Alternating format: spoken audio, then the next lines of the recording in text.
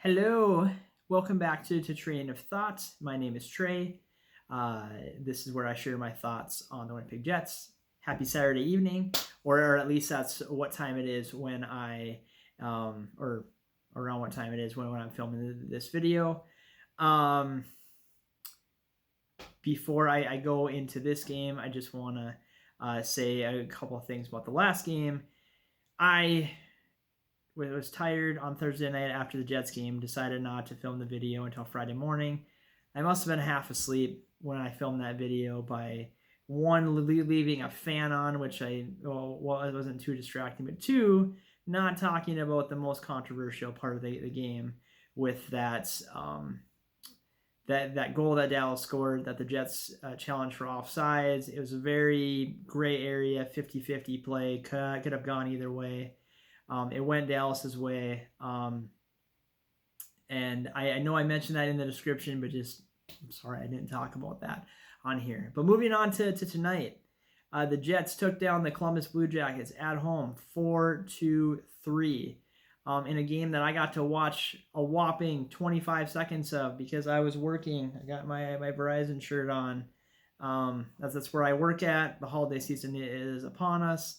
So we were doing a special event where had to work a little bit later. So going into the game, I've done watched the highlights, listened to some post game coverage, heard the coach's comments, and then a couple players.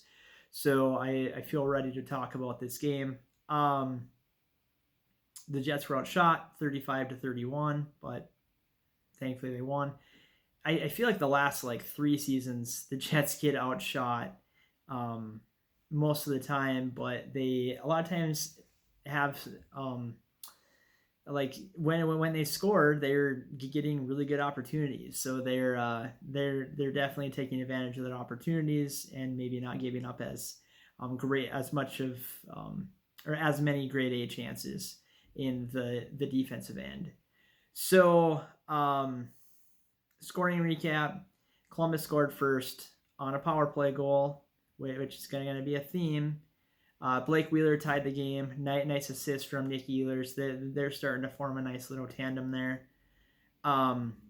Jets took a 2-1 lead where Nick Ehlers came out of the penalty box, forced a turnover, did a nice little give and go with Wheeler, and scored. And man, has he been on a roll lately. I know that he wanted to work on stuff in the offseason he said he watched every one of his shifts from last season. He wanted to be a more active shooter. I think he wanted to be a little bit more active with his stick, things like that. And he's been awesome. He has been the Jets' offensive MVP this season. So, and it's also nice. I talked about his tandem with Blake Wheeler. Some people have felt kind of disappointed with Blake Wheeler. And hopefully this can get him on a roll because what he does best is distribute and make plays. And he was skating hard to the net, and maybe the center thing is suiting him well because I saw one play where he was making some nifty moves, and it's like, is that Blake Wheeler? Because he can do that. He's a skilled guy, but he's more on just kind of push into the play because he's so big and strong and powerful, as Paul Maurice likes to say. But I think that this is good to have him with Ehlers and capitalize on Ehlers' speed and such. So Blake had a goal and assist. Nicky Ehlers had a goal. So at that point, get back to scoring recap, 2-1 Jets. Then came the ugliest sequence of the game where the Jets put Columbus on a 5-on-3 power play. So the Jets were down 2 men, and Columbus took full advantage and scored 2 power play goals within 47 seconds of each other.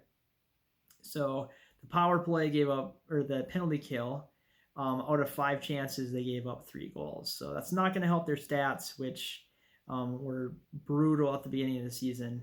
And they've improved, and they can probably just chuck this one away and we'll look to do better. But I don't know, not a great showing there. But Matthew Perreault scored a big game-tying goal not too far after that to tie the game going into the third period.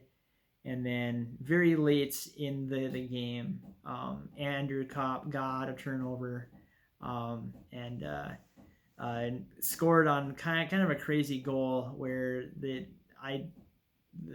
puck, I don't know how the goalie didn't stop it, but it got past him. So kind of an ugly goal. That ended up being the final score. So some big things that happened in between then is, and I haven't really seen the plays on how this happened or if there were plays that were focused on, but Josh Morrissey and Nathan Beaulieu got taken out of the game, and it was like the second or third period due to injuries. So the Jets were down to 4 defensemen, and they still won. That's probably why John Tortorella, as he's going off the ice, you can see him going and kind of, I don't know if he was swearing or what. Yeah, you know he's an intense guy, but he's probably thinking, how did we lose that game, especially when they were down 2 defensemen. But that shows the grit of this Jets team. So after the game, Paul Maurice said that Josh Morrissey should be fine. To me, when they've said that stuff, that probably means he's still gonna miss a couple of games if he'll miss a couple of games in California. But who knows? They have a couple of days for him to recover and not have to get into game action. So we'll see where they are on Wednesday nights. And then Beaulieu, they were gonna do some testing on. So. And then another thing is about halfway through the third period, Lauren Brossois, who looked really good tonight, cramped up and had to leave the game. Connor Hellebuyck came in and stopped all 5 of the shots that he faced. So Brossois stopped 27 out of 30 and Hellebuyck 5 out of 5. So after the game, the sentiment, especially from Hellebuyck, was Brossois deserves a win. And he's like, and I've told him that, and I believe that, but hopefully he's okay and can get past the cramping, and glad that the team won. So that's the big stuff as far as the recap. But this Jets team is so gritty in finding ways to come back, find ways to win.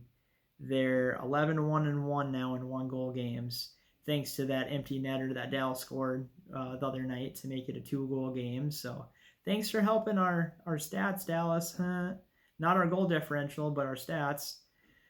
So that's, I think, a big chunk of what I have.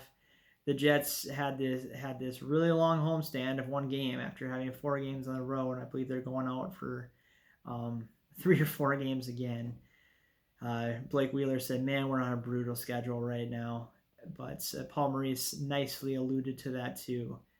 But the team's playing well. Hopefully that they can keep it going. They got a couple days to not play.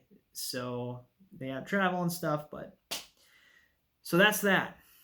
So now, what saith you? What are your thoughts? I want to know what you think of the game. If you liked this video, please hit that like button. If you really like this video, subscribe, tell your friends, get them to subscribe, and I appreciate you watching as always, and I will talk to you again soon.